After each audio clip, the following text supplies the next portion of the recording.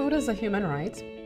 Food security is the ability of a community to be able to actually satisfy their food needs, to have food that actually enables them to survive.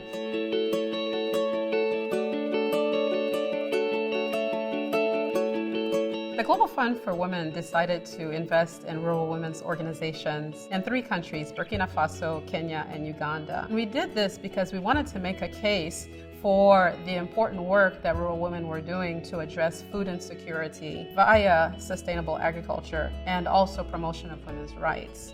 We know that across the Africa region, there have been significant food shortages, and there have been global conversations taking place about what to do about those food shortages.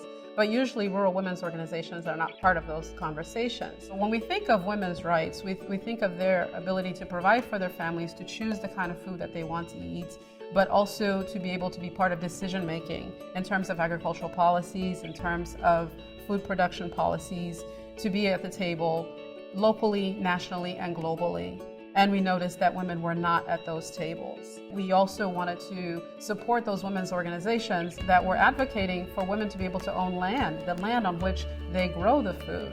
Oftentimes in the regions where we work, women do not have the right to own that land. And so we wanted to work on land rights as well. So there's an intersection between food security and women's rights. Because this was a research initiative, we actually conducted a baseline study among the 22 groups that were part of this initiative. In that baseline, most of the women who responded indicated that their families were food insecure, meaning they were eating 1 meal a day.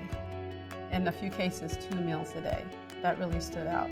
The other reality is that many of the communities were also struggling with decreasing rainfall in their communities and had to come up with strategies on how to grow food in light of decreasing rainfall. The other reality was that women had limited economic activities outside of farming, and we wanted to see to what extent there could be some diversification of that.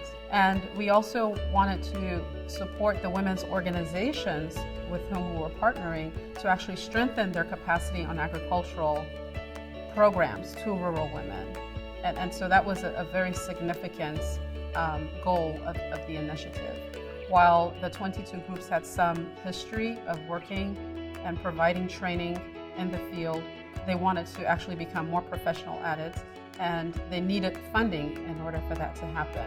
After the initiative, after a year and a half of the 22 groups implementing their work, we're able to gather compelling findings with regards to agricultural production, because production went up in terms of the crops that rural women were growing in their communities, in some cases by a 50% increase. And it varied by country, and particularly Uganda, we saw a significant increase. We also saw an increase in agricultural income. Income for women increased by 30%.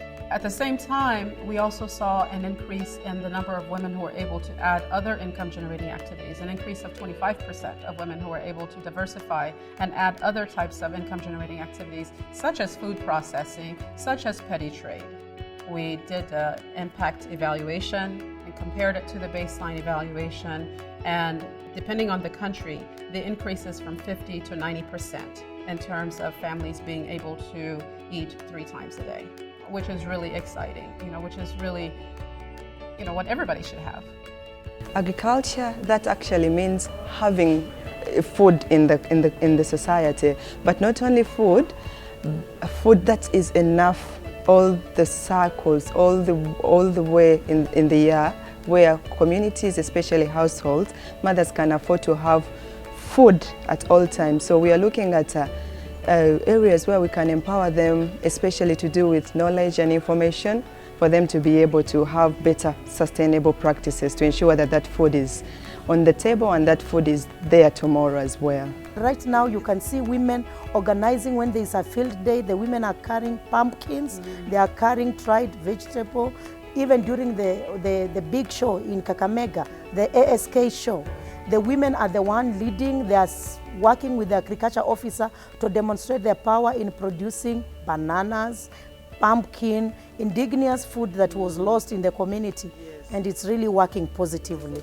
Our greatest accomplishment has been, first of all, equipping women farmers with sustainable and integrated agriculture techniques. and also changing their attitudes positively towards using organic manures, and also looking at farming as an enterprise. Not only that, also to ensure that they get enough food so that they can be healthy citizens. We have a lady that we are working with. She's called Nuriat. She has 8 kids. 6 are hers and 2 are just from an auntie of hers who died away with HIV. But she was actually, because she's a widow, the husband passed away, but she had an acreage of land available, but she did not actually have access to knowledge on how to better improve it. She did not have especially capital to invest in what she wanted to do.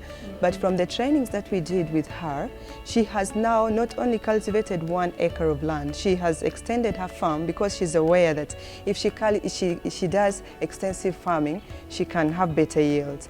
And so she was really in a situation where she's we could say in her own world where she's not catered for, but when she got information that she can be empowered to work for her family and to make sure that the children can go to school, now she can get better yields.